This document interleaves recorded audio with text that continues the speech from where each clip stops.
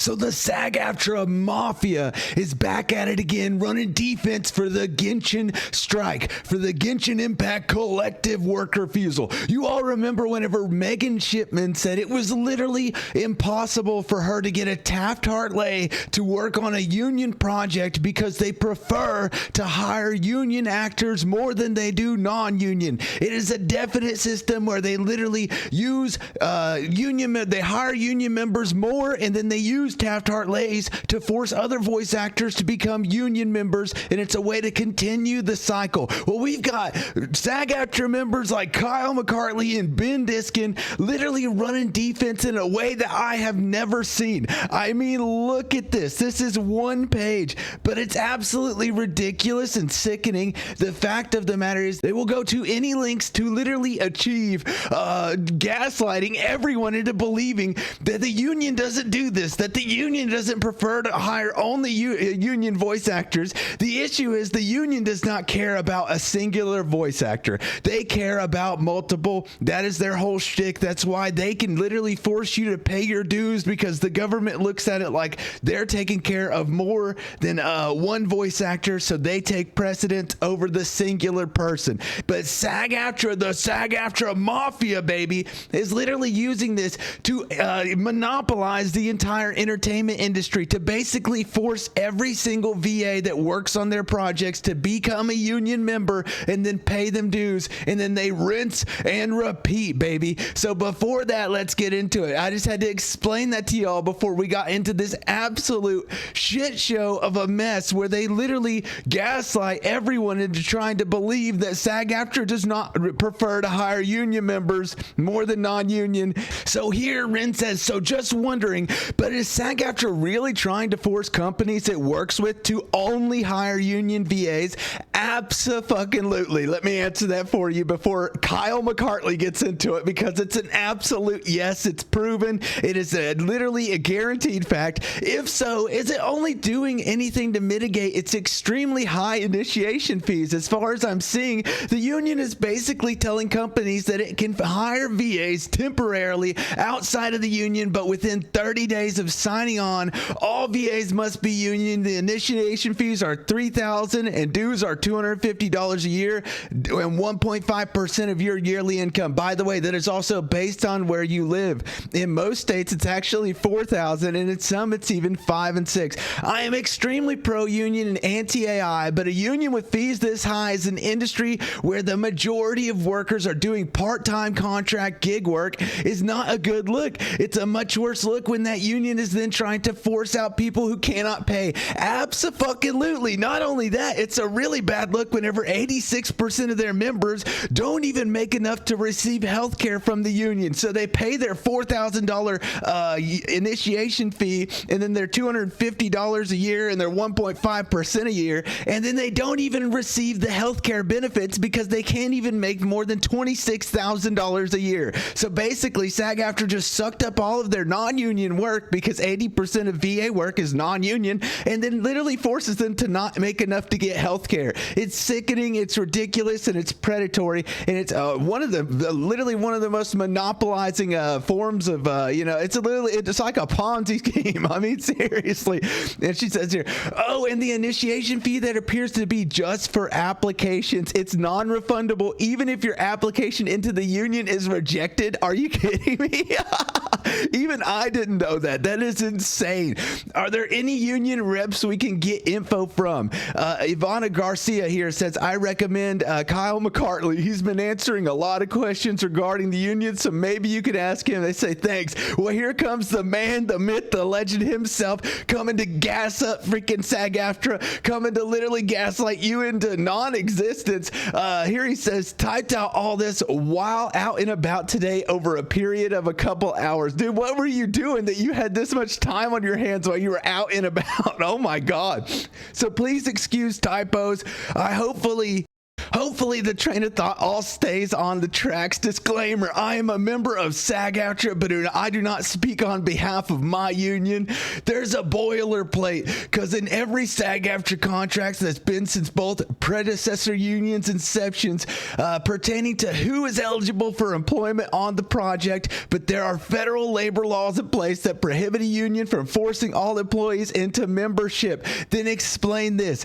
I guess it's not forcing, right? Because the VA wants to take the job on the union project. They then get a Taft-Hartley if they're able to. So if Genshin were to go union and you're a non-VA and you wanted to work on Genshin on a Genshin project, you would have to get a Taft-Hartley, which would approve you for like 3 days. You would go and work those 3 days, and then if they approved you to work the full 30, then you would become a must join after 30 days, and then you would be forced to must pay, must join. If your application is accepted, then you can join the union and continue to work on that project.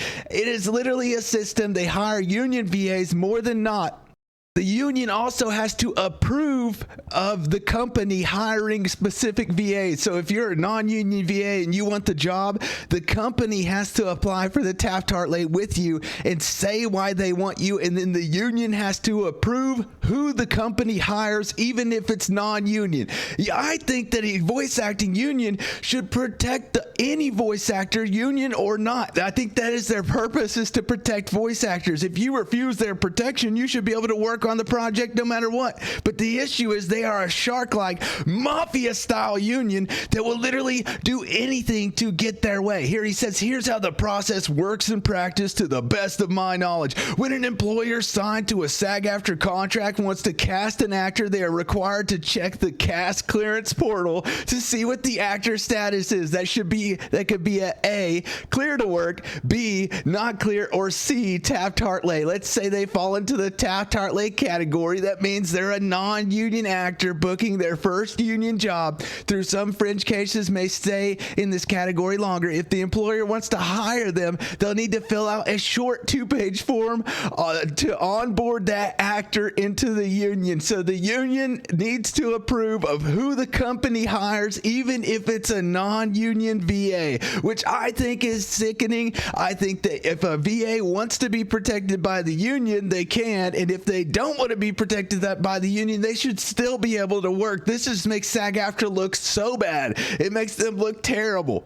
Here he says the form asks the employer to check one or more boxes to explain why they need to hire this actor for this role. So they need to explain to SAG AFTRA why they even need to hire a non-union actor that has no contract with SAG AFTRA whatsoever. Rather than a union member, one option is professional actor's first union job, paraphrased from my memory, which is the most common box checked. Others include special skills, unique background, and celebrity playing themselves. Here he says, when this box is checked, the attached actor's headshot and resume to the form and submitted it alongside the standard paperwork that's required on the day of the job. The actor shows up, does the work, and that day becomes SAG eligible. So they become SAG eligible that day. Once the paperwork is processed, the actor will receive a letter informing them of their eligibility. Once eligible, they're cleared to work according to the cast clearance for 30 days, sometimes referred to as the OK30, even though they're not a union member. When that 30 days ends, the actor's status becomes a must pay. So in which case you must pay your freaking union dues. You must pay the SAG AFTRA mafia, baby. They're out here breaking kneecaps, literally going through a Ponzi scheme, forcing more actors to join the union and pay them more money, and then doing it again and again and again. And the more games that become union projects, the bigger SAG AFTRA gets, baby. But guess what? All they care about is the actor. All they care about is AI. Yeah, fucking right, dude. Ain't nobody buying your gaslighting freaking BS. We need another voice acting union that actually cares about the voice actors, that will come in and actually negotiate good contracts, not take crazy high fees, and allow them to not join the union if they don't want to and still work on the union project. They appear not clear in cast clearance, with must pay as the only other reason I know of for a member that's delinquent on dues, which may or may not return the same status info. So they even go after them if they're delinquent on their freaking dues. The SAG AFTRA mafia, baby, out here breaking your freaking kneecaps. Holy cow.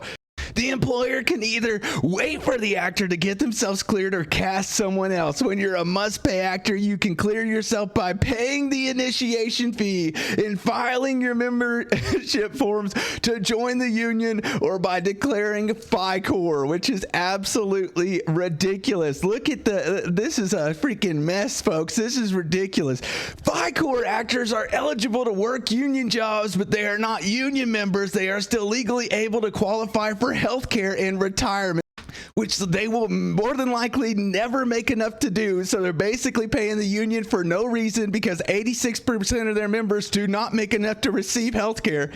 Even though their union CEO is the #1 union paid CEO in the entire entertainment industry with like 4 fucking Ferraris, they are still able to qualify for healthcare retirement, but they can't vote in elections, serve on a committee board, or claim other members' only benefits like workshops and discount tickets. Buddy, they ain't even doing votes in the strike right now. They're not giving their actors a vote in the slightest. Like, what the hell? Actors who are must pay are sent a letter from the union when their status changes too, so they should know ahead of time, bearing a clerical error or mail getting lost in the postal system. My most recent information on this next part is a couple years old, and I've heard many things that conflict slightly, so bear with me. A must-pay actor can request that their eligibility period be extended in the form of up to 2 subsequent OK30s, each of which does not begin until their next job, so they could maybe if they're freaking approved, get up to 60 days before they owe SAG AFTRA $4,000 fucking dollars just for working on the gig. Oh my goodness. So the SAG AFTRA gets paid by the freaking company, gets a cut of the contract, and then forces even the non-union VAs to pay them union dues, which is probably their entire pay for the entire job. Like, what the hell, dude? In the past, I've heard these subsequent OK30s trigger automatically, no request necessary. I know multiple actors, myself included, who worked several union jobs over several years without becoming a must pay. Still seeking clarification on that, but process changes and staff changes often. Yes, it absolutely used to be that way. They also used to let their actors work on non-union gigs, but here recently, they have slowly been breaking them kneecaps back to back, slowly been enforcing Global Rule 1, slowly been giving out less and less Taft-Hartley's, and as this gets bigger, as SAG-AFTRA gets bigger, they're only going to enforce it more and more. It is a sickening system. If you actually think that it's good, then you have a problem. I mean, look at the way these two dudes show up just to gaslight every single person that's involved in this. I mean, how much time do they actually have on their hands? This is one of the most ridiculous things. This happened after Megan Shipman, just because Megan Shipman said that she had a hard time getting a Taft-Hartley because they prefer union members over non-union. And if you have to go to these links to gaslight somebody into believing that that is not true, then guess what, buddy? Nobody's going to believe you, because it's absolutely ridiculous. Everyone knows they prefer union members over non-union. It is a clear fact. I don't know what to tell you if you do not believe that. Anyways, boys, what do y'all think about that? Paper or plastic? Paper being good, plastic being bad, baby. You guys like SAG AFTRA? You think they're good for the entertainment industry? Do you think they're a Trojan horse on AI protections come to take over the freaking entertainment industry? You guys let me know down below what you think. I'm going with plastic. These motherfuckers are plastic as fuck. Plastic through and through. They're basically mannequins. They're aliens come down from Saturn to take over SAG AFTRA to force all voice actors to talk like Paimon with that nicely little voice, and I just don't know how to help them, boys. I don't. Anyways, that's it for me. Y'all have a good day. GG's. Peace.